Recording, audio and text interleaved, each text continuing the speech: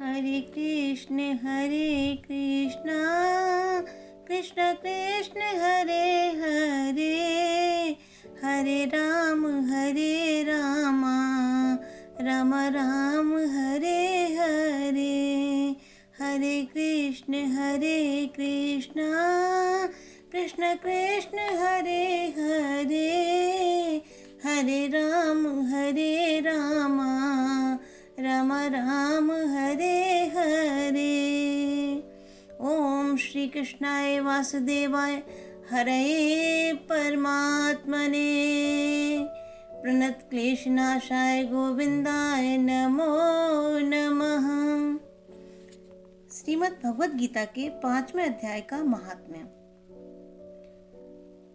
श्री भगवान कहते हैं, देवी अब सब लोगों द्वारा सम्मानित 5वें अध्याय का महात्म्य संक्षेप से बतलाता हूँ, सावधान होकर सुनो। मध्य देश में पुरकुसपुर नामक एक नगर है। उसमें पिंगल नामक एक ब्राह्मण रहता था।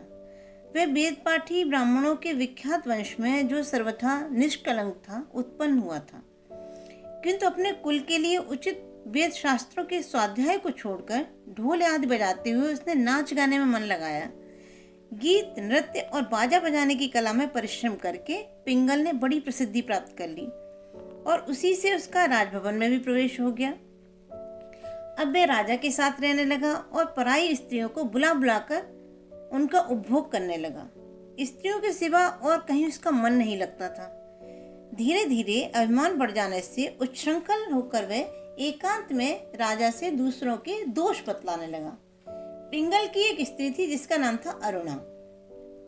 वह नीच कुल में उत्पन्न हुई थी और कामी पुरुषों के साथ विहार करने की इच्छा से सदा उन्हीं की खोज में घूमा करती थी।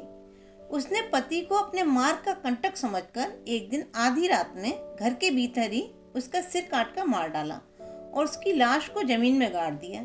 इस प्रकार प्राणों से वियुक्त होने पर वह यमलोक में पहुंचा और भीषण नरकों का उपभोग करके निर्जन वन में गिद्ध हुआ। अरुणा भी भगंदर रोग से अपने सुंदर शरीर को त्याग कर घोर नरक भोगने के पश्चात उसी वन की शुकी हुई। एक दिन वह दाना चुगने की इच्छा से इधर उधर फुदक रही थी। इतने में ही उस गिद्ध ने पूर्व जन्म के वैर का स्मरण करके उसे अपने तीखे नखों से फाड़ डाला। शुकी घायल होकर पानी से भरी हुई मनुष्य की खोपड़ी में गिरी। गिद्ध पुनः उसकी ओर झपटा। इतने में ही जाल फैलाने वाले बहेलियों ने उसे भी बाणों का निशाना बना लिया। उसकी पूर्वजन्म की पत्नी शुकी उस खोपड़ी के जल में डूबकर प्राण त्याग चुकी थी। फिर वह क्रूर पक्षी भी उसी में गिरकर डूब गया।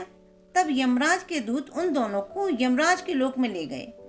वहां अपने पूर्वकृत पाप कर्म को याद करके दोनों ही भयभीत हो रहे थे। तदनंतर यमराज ने जब उनके घृणित कर्मों पर दृष्टिपात किया, तब उन्हें मालूम हुआ कि मृत्यु के समय अकस्मात खोपड़ी के जल में स्नान करने से इन दोनों का पाप नष्ट हो चुका है। तब उन्होंने उन दोनों को मनोवांछित लोक में जाने की आज्ञा दी।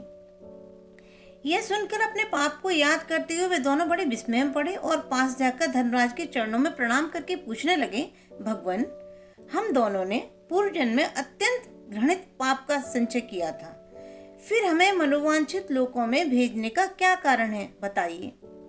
यमराज ने कहा, गंगा के किनारे बट नामक एक उत्तम ब्रह्मज्ञानी रहते थे। वे एकांत सेवी, ममता रहित, शांत, विरक्त और किसी से भी द्वेष न रखने वाले थे। प्रतिदिन गीता के 5वें अध्याय का जप करना उनका सदा का नियम था। 5वें अध्याय को श्रवण कर लेने पर महापापी पुरुष भी सनातन ब्रह्म का ज्ञान प्राप्त कर लेता है। उसी पुण्य के प्रभाव से शुद्ध चित्त होकर उन्होंने अपने शरीर का परित्याग किया था। गीता के पाठ से जिनका शरीर निर्मल हो गया था, जो आत्मज्ञान प्राप्त कर चुके थे, उन्हीं महात्मा की खोपड़ी का जल पाकर तुम दोनों पवित्र हो गए हो। अतः अब तुम दोनों मनोवांछित लोकों को जाओ, क्योंकि गीता के 5वें अध्याय के महात्म से तुम दोनों शुद्ध हो गए हो।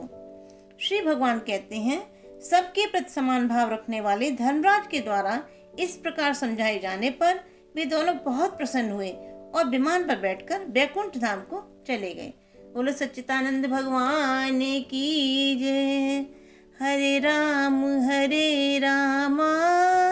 राम राम हरे हरे, हरे हरे कृष्ण कृष्ण कृष्ण हरे हरे, हरे राम राम राम हरे हरे, हरे कृष्ण कृष्ण कृष्ण हरे हरे।